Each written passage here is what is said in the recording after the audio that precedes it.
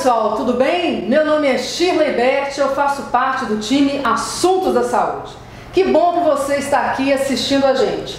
E a gente continua com o nosso quadro Mentores da Saúde. E hoje a gente está aqui com a Viviane Selle, que é a gerente de compliance e gestão de riscos da nossa Unimed BH, tá bom? Então hoje a conversa vai ser aqui com ela, a gente vai fazer aquele jogo bacana de perguntas e respostas sobre compliance na saúde.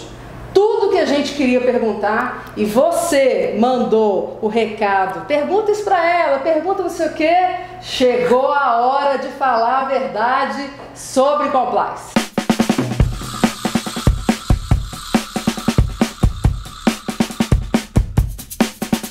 Olá pessoal, é um prazer enorme estar aqui com vocês. Sou Vivian, estou na Unimed há muitos anos, faz tempo, viu? E eu sou enfermeira e nesse universo da saúde tive a oportunidade de encontrar o compliance na minha vida. E agora eu vou falar um pouquinho dessa experiência com vocês e espero incentivá-los a ter um programa de compliance também nas instituições que vocês trabalham. Pessoal, vamos começar as perguntinhas, tá bom? Agora chega a hora de eu ficar atrás da câmera fazendo as perguntas para ela. Até mais! Gente, não tem motivo para ficar perdido, sabe por quê? Compliance na saúde faz parte do nosso DNA.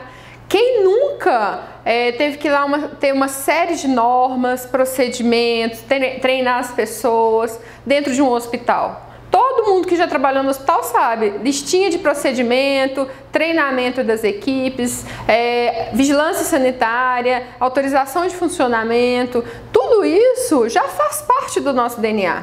E o compliance é essa organização, é que cada instituição tenha procedimentos documentados e que as pessoas saibam o que fazer e que façam o que é certo, ético e íntegro. É um assunto polêmico, né? Ética, falar de ética, de moral, essa diversidade, o que pode e o que não pode, é sempre um assunto polêmico. Mas é só a gente pensar o seguinte, não fazer aquilo que você não gostaria que fizesse com você, né? Você vai fazer algo com alguém que você acharia que não está correto? Sabe aquela vozinha na consciência de falar, poxa, será que eu estou fazendo alguma coisa errada?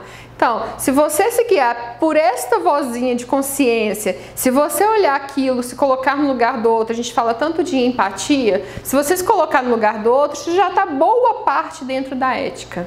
E a gente tem que ter o cuidado também em relação àquilo que é correto, o que é valor, a sua atitude. Então o universo da integridade passa pela ética, passa pelo comportamento, passa pela conformidade, porque é o seguinte, eu costumo falar sempre, aonde falta bom senso, vem a regra. Então, esse desafio apareceu na minha vida assim, em 2014, falar assim, Vivian, estuda esse negócio de compliance que você vai virar coordenadora, na época era coordenadora dessa área. E aí eu falei assim, por onde começar? Esse foi o primeiro passo, escolher uma pessoa que possa identificar e que tenha familiaridade com o tema, né? Então, dentro da minha trajetória na empresa, eu vinha desenvolvendo a abertura de várias unidades. Eu costumo falar que o meu primeiro trabalho foi a legalização de uma determinada unidade.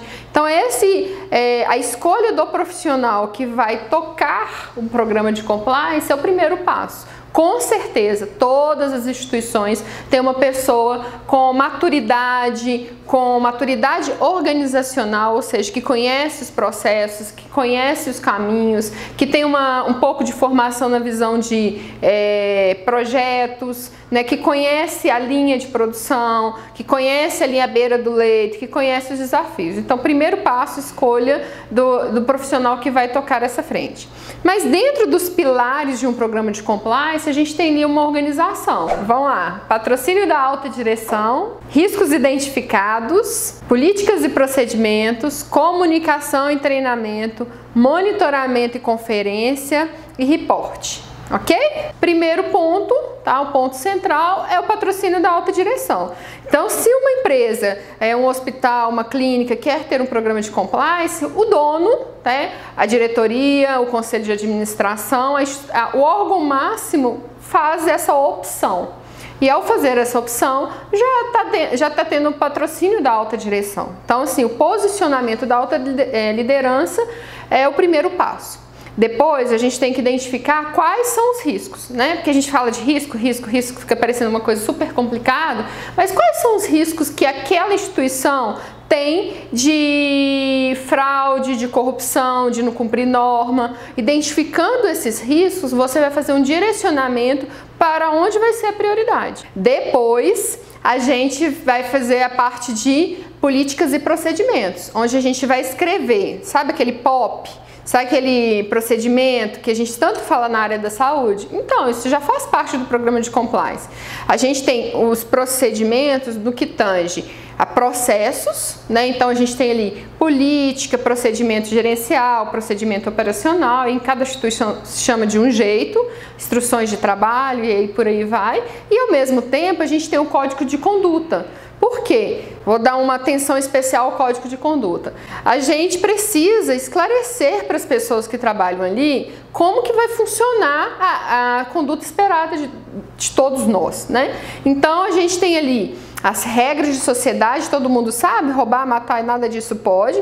A gente tem o código de ética das profissões e é por isso que eu não recomendo na área da saúde chamar de código de ética. Algumas instituições chamam, mas na saúde é preferível a gente usar o termo código de conduta. Por quê? Porque existe o código de conduta, de ética das profissões e uma coisa é diferente da outra. O código, eu como enfermeira, no código de ética da minha profissão, eu cumpro todos aqueles requisitos em qualquer lugar que eu trabalhar. Então, o código de conduta, ele vai direcionar a conduta esperada de forma clara e transparente, com fácil linguagem, né, escrita muito simples para que todos possam entender, mas a conduta daquela instituição, ele é muito particular, é um combinado entre as partes, viu? Então, aí a gente vai para uma outra parte, que é o quê? Comunicação e treinamento. Porque quando a gente fala de compliance, as pessoas têm mania de achar só regra, mas muito mais forte do que as regras é a conduta, cultura. E para a gente trabalhar em cima de cultura, a gente precisa treinar, aquela história. Fala, até a pessoa, de tanto que você fala, a pessoa uma hora vai te escutar. Então, vamos fazer treinamento, comunicação, ações de comunicação, lembrando as pessoas o que pode, o que não pode, treinamento de toda a estrutura, toda a instituição e treinamentos direcionados, lembra lá da história do risco? Direcionados para os públicos específicos.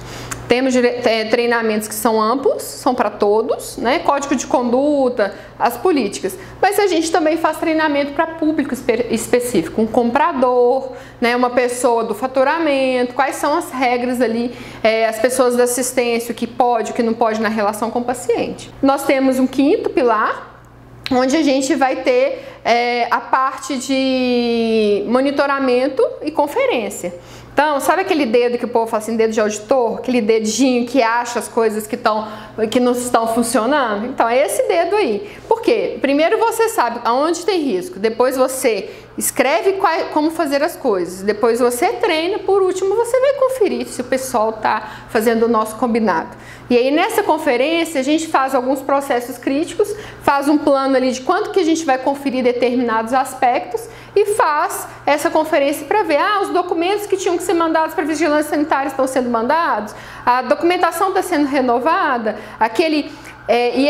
na saúde tem um ponto importante. Lembra aquelas comissões todas que a gente tem? Comissão de prontuário, comissão de óbito, comissão de infecção hospitalar? Eles nada mais são que estruturas que fazem essa conferência, que poderia ser uma auditoria de compliance. Então a gente faz todo esse monitoramento e conferência porque serve para a gente melhorar os procedimentos, né? Serve para a gente garantir que o compliance vai funcionar.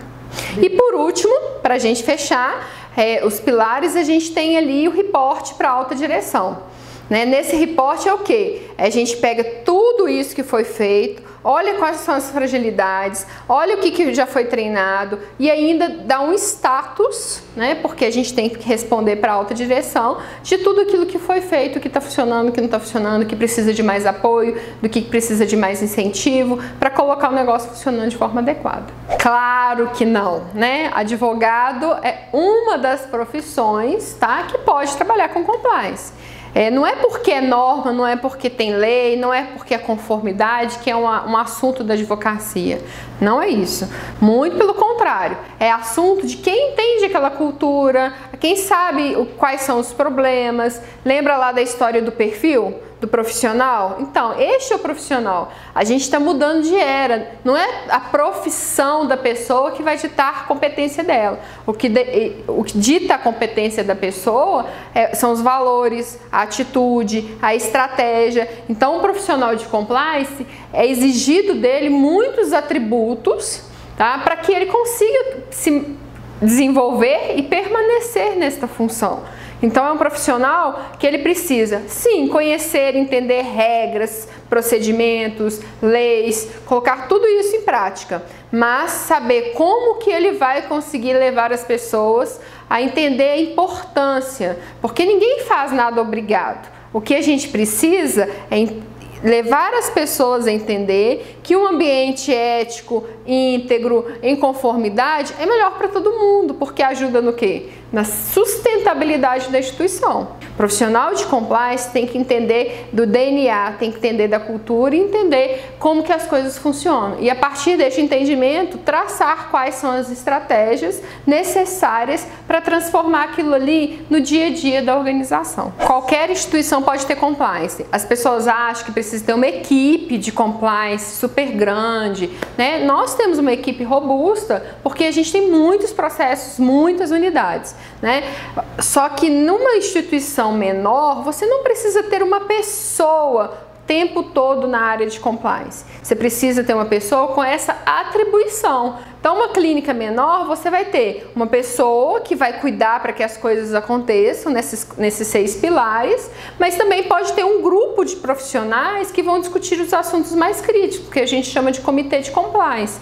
Então, o compliance precisa estar presente, ele precisa estar organizado, precisa estar pensado e apoiado. Mas o tamanho, quem vai fazer isso, depende de cada instituição. Pode ser horas do dia, né, de um profissional com esse perfil, pode ser uma pessoa numa instituição um pouco maior e pode ser uma equipe também numa instituição ainda maior. Sabe aquele negócio que as pessoas falam e que falam muito atualmente sobre propósito? Eu encontrei no compliance propósito de tudo aquilo que eu sempre fiz. Parece que a vida inteira, eu tenho 15 anos de formado, não parece não, né, gente? Mas tem. 15 anos de formado e que nesses 15 anos tudo que eu fiz, desde assistência até na área de gestão, foi sendo organizado de forma que eu encontrasse hoje aquilo que realmente me motiva, que me sinto ser o propósito. A gente tem que gostar, né? Você precisa identificar, para você ser feliz naquilo que você faz, você precisa identificar com aquilo que você acredita, né? Então, o compliance, ele é nada mais do que a gente encontrar os nossos valores pessoais com os valores corporativos, ter essa sinergia, né? Levar para a instituição aquilo que é importante, como integridade, honestidade, lealdade, valores nobres, né? E a instituição, no seu planejamento estratégico, eu só não falei isso lá no início, mas o planejamento estratégico também é o norte de onde que aquela instituição dita como regra, né? Os valores ali do planejamento estratégico, que você já viu em vídeos antes, esses valores, eles são o DNA, né? Então, ter ali ética, integridade, honestidade nos seus valores é um encontro. Então, pessoal, eu ainda meio maluca, né? Mas é por aí, porque é uma formação, não deixa de ser um desenvolvimento e conhecimento, né? Eu ainda tenho assistência, trabalho na assistência, dou plantão à noite, então as pessoas sei bem como que é essa realidade de hospital. E até este momento eu mantenho essa relação para realmente entender o que está ali na beira, leito, né? Não é aquele negócio, a pessoa sabe o que o pessoal fala, né? A pessoa fica lá no escritório, atrás da mesa e acha que pode vir aqui e falar como que as coisas vão funcionar, né? Não é isso, é você conhecer da parte de gestão, mas também conhecer da operação. E aí fazer esse encontro de quais são os problemas que tem na operação e qual é o direcionamento da gestão, e neste encontro proporcionar que as coisas possam fluir. Isso aí, o compliance não tem outra alternativa. A notícia boa, né, que compliance é muito bom. A notícia boa é que a gente já tem na saúde um grande passo. Sabe aquela cultura da gestão da qualidade, onde a gente tem certificações, acreditações? Esse já é um grande passo. Então, na hora que você olha ali um programa de acreditação, o requisito número 1 não é a conformidade legal? Então, você já está no caminho, né? A gente precisa o quê? Organizar todos esses controles, identificar esses riscos e colocar isso tudo num programa, seja de integridade ou de compliance, porque isso é importante reforçar. Tanto integridade quanto compliance está no mesmo patamar. Na legislação brasileira, todos os requisitos voltam para o termo integridade, né? Na referência internacional e em algumas referências nacionais também, a gente tem o compliance. Então, na saúde já tinha compliance, né? Só não tinha esse nome. Já tem integridade, só não tinha esse nome. Se coloque no lugar do outro, né? Eu acho que você agir com o outro da forma, sabe aquela história que a gente fala assim, ah, mas se fosse meu pai, se fosse um parente, né? A dor, a fragilidade. Então, ser compliance é ser íntegro. E uma coisa que eu vou lembrar, não se esqueça, se você faz alguma coisa errada, você tem a sua consciência ali que fica ali te martelando, nossa, poxa, eu fiz uma coisa que não foi legal e tal. Mas você também tem um monte, para quem tem filho, tem um monte de auditor em casa olhando se você está fazendo a coisa certa ou não. Então, lembra aquela história, quando falta o bom senso vem a regra? Então, vamos agir com bom senso, vamos colocar no lugar do outro, né? Mas se você optar em fazer coisas deslizes, vai ter aí alguém, seja na sua instituição, vai ser em casa, ou então sua consciência que vai te cobrar isso. Vivian, muito obrigada pela sua participação. Você fez a diferença na nossa vida e volte mais vezes. E eu quero ver mais inscritos e mais likes nesse vídeo, hein? Vamos bater o recorde.